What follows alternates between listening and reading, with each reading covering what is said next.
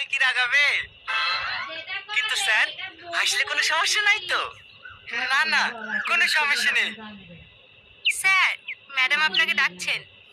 তুমি চলো, আমি আসছি। বাবু, তুমি একটু আঙ্কেলের কাছে থাকো, আমি আসছি। ঠিক আছে আব্বু। আঙ্কেল, আপনি খাবেন? না না, তুমি খাও। হ্যাঁ, হ্যাঁ, হ্যাঁ, কি করে? এই পাগলা, কি করছিস রে? দেখতে পাচ্ছ না গাছ কাটছে?